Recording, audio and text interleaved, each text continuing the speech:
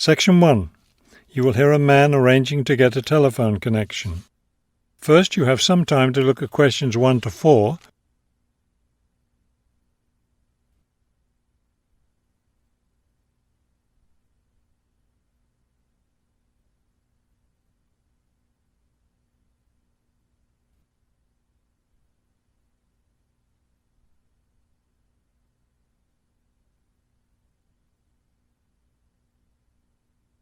You will see that there is an example that has been done for you. On this occasion only, the conversation relating to this will be played first. This is the ClearPoint Telephone Company Customer Service Office. My name is Ms. Jones. How may I help you?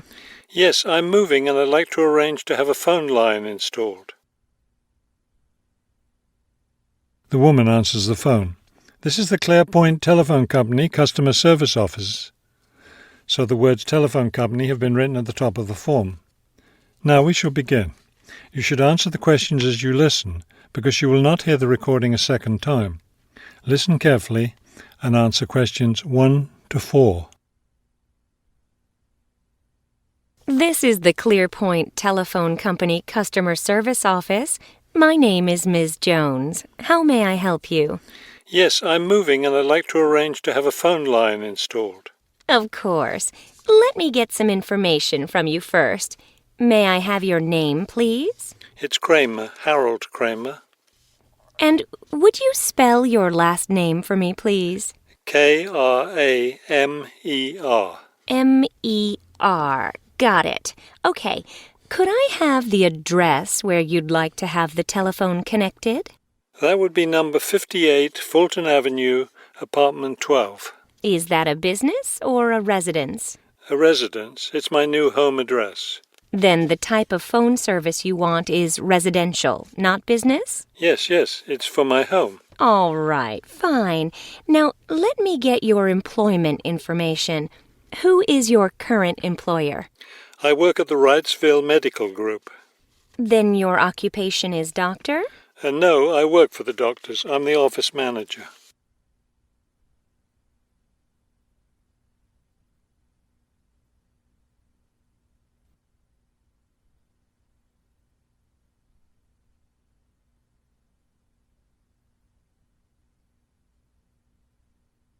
Now listen and answer questions 5 to 10. Okay. And could I have your work phone number? It's 637-555-9014. 9014. Great. Just one more thing. I need to know how long you've been at your current job. I've been working there for quite a while now. Let me see. 9, that's right, 9 years. Okay, good. You've been there long enough, so I don't need to ask about any other work history. Now, in addition to our basic phone service, we have several special services available. Could you explain them to me? Most customers opt for unlimited long-distance service. It really saves you money if you make a lot of long-distance calls. That sounds like a good idea. Then I'll put you down for long-distance service. Another popular service is voicemail. Voicemail takes all your messages electronically, and all it takes is one simple phone call to retrieve them. Voicemail. No, I don't think so. I have an answering machine to take my messages. It's old, but it still works fine. We also provide internet service if you're interested in that. I am. Please put me down for internet as well as phone service. Right. Okay, I think we're almost finished. I just need to schedule a time for the technician to go to your apartment and do the installation. Let me see. What about next Tuesday? Would that work for you? No, not Tuesday. I'll be at a conference all day. Wednesday would work, though. I'm afraid I won't have any technicians in your area on Wednesday. I could send someone on Friday. That would be fine. What time of day works best for you, morning or afternoon? Morning would be best. All right, then. It's on the schedule. Do you have any questions? No, I don't think so. Thank you for calling ClearPoint. That is the end of Section 1. You now have half a minute to check your answers.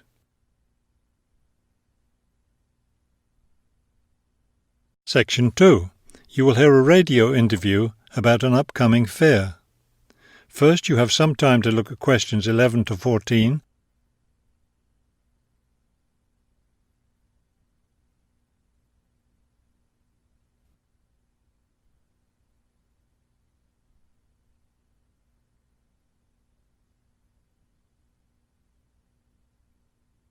As you listen to the first part of the talk, answer questions 11 to 14. Good afternoon and welcome to City Hour, the radio show that brings you all the latest information about events in and around our city. Today we have with us Cynthia Smith, who is heading up this year's City Fair. Cynthia, would you start by giving us some of the basic information about the fair? Where will it take place this year? I'm glad you asked that question because I know most people will be expecting the fair to be at the fairgrounds as usual, but we've had to change the location this year due to some construction work. You know, they're building the new high school in that neighbourhood and they've been using the fairgrounds as a place to store construction materials. So we've moved the fair to City Park, which I think is a wonderful location. Yes, that will be a great place for the fair. I understand that the fair begins on Friday morning with a special opening event. Actually, it won't begin until that evening, but you're right about the special event. Traditionally, we've begun with a parade, but this year our opening event will be a special dance performance. And the most exciting part is that the mayor will be one of the dancers. The mayor is a woman of many talents. Cynthia, could you tell our listeners about the price of admission? What will it cost to attend the fair? We're trying to keep the price down as much as possible. A 3-day pass is just $25, or you can buy a Saturday or Sunday only pass for $15. The opening event on Friday, the dance performance, doesn't cost anything to attend, and we're hoping a lot of people will come to watch that.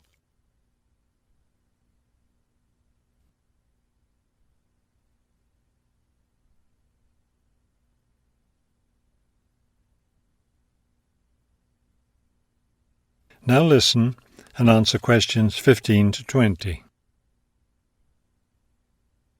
Could you tell us about some of the events planned for Saturday and Sunday, the main days of the fair? We have a lot of exciting things planned.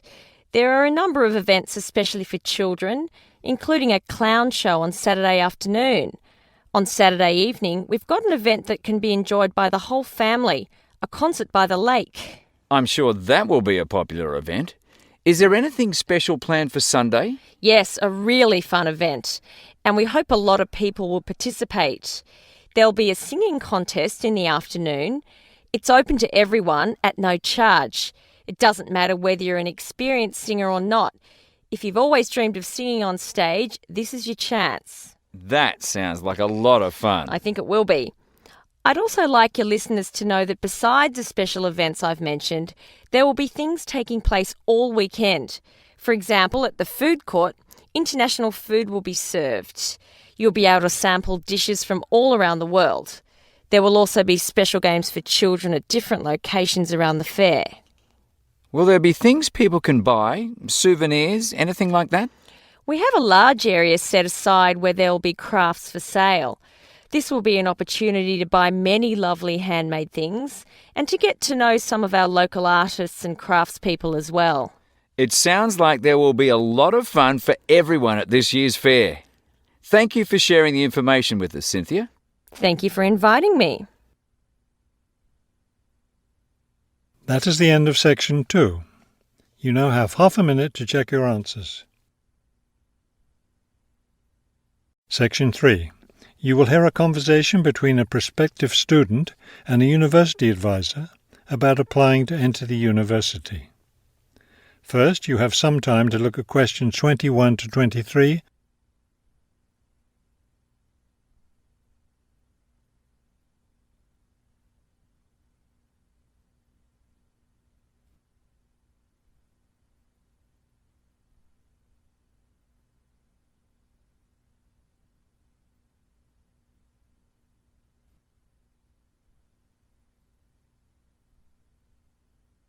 As you listen to the first part of the conversation, answer questions 21 to 23. I'm interested in entering your business administration program, and I'd like some information on how to apply. I'm a little concerned because I've been out of school for a number of years. That could actually work to your advantage. It's possible to get academic credit for work experience if that experience is related to courses in our program. I've been working in business for several years. How would I get academic credit for that? First, you'll need to read the university catalogue to see if any of the course descriptions match your specific job experience. For example, if you've worked in accounting, you may be able to get credit for an accounting course. So then what would I do? You would write a summary of your work experience, relating it to specific courses we offer. Submit that to the admissions office with a letter from your work supervisor confirming your experience.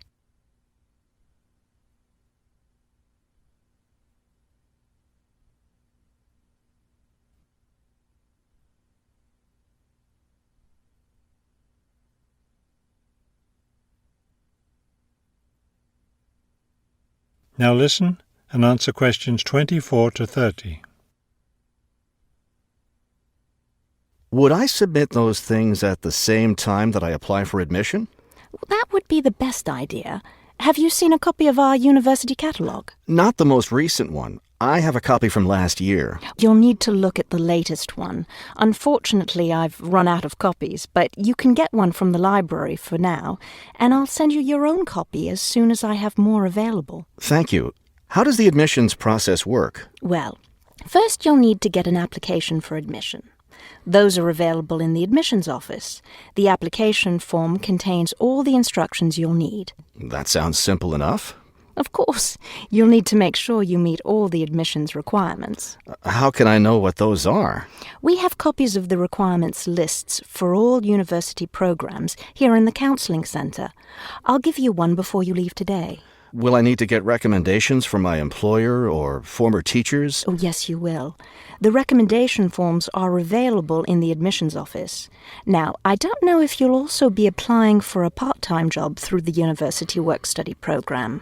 I'm considering that. How can I find out what kinds of jobs are offered? You can access the job listings from the computers in the library. Are you planning to study full-time or part-time? I want to be a full-time student. Good. Then you'll qualify for the work-study program. Part-time students aren't eligible. As a full-time student, would I be eligible for a free bus pass? No, unfortunately, we don't have those available for any of our students. However, you can apply for financial assistance to help pay for your books or for your tuition. I'd like to look into that. Do I apply for that at the admissions office? No, that's through us. You'll need to make an appointment with a counsellor. That is the end of section 3. You now have half a minute to check your answers.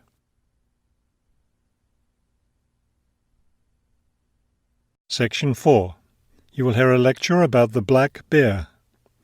First, you have some time to look at questions 31 to 35.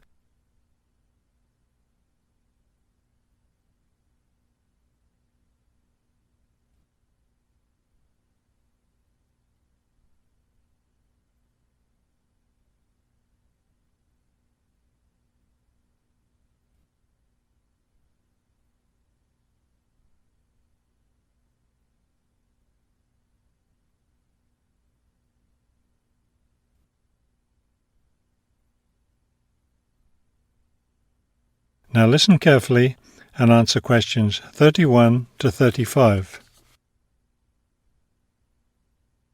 The black bear, or Ursus americanus, has a wide range inhabiting forested areas of North America, including Canada, the United States, and parts of northern Mexico.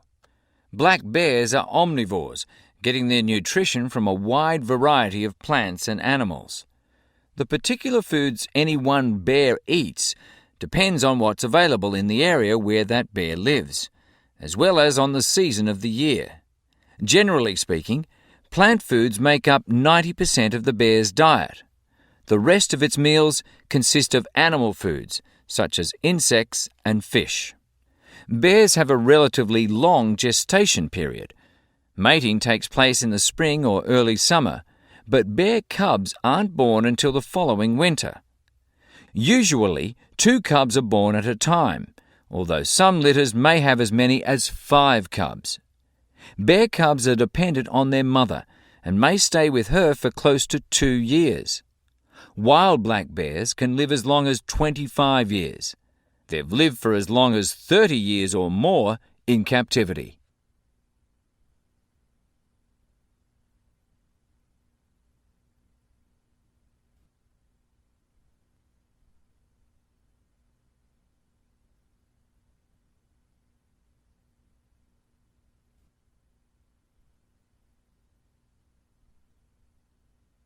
Now listen carefully and answer questions 36 to 40. Much of the black bear's range coincides with the range of its close cousin, the grizzly bear. Although these bears are somewhat similar in appearance and habits, it isn't difficult to tell the difference between them. Colour isn't necessarily a distinguishing characteristic, as both species of bears occur in a range of colours from almost blonde to dark brown or black. Many black bears, however, have a patch of fur on their chests that's lighter in colour than the rest of their fur. Grizzly bears don't have this patch. Size isn't always a distinguishing feature either, although grizzly bears are usually heavier with an average weight of 225 kilos. Black bears average 140 kilos in weight. Grizzly bears spend time digging in the ground for roots and tubers that make up part of their diet. The large muscles they need for this give them a distinct shoulder hump. This hump is absent in black bears, which don't do the same kind of digging. The shape of the face and ears is also different in each species of bear. Grizzly bears have a depression between the eyes and nose, and short, round ears. Black bears, on the other hand, have a straighter profile and longer, more pointed ears. Grizzly bears are known for their fearsome, long, sharp claws. Black bears have shorter claws, which are better suited for climbing trees. That is the end of section 4. You now have half a minute to check your answers.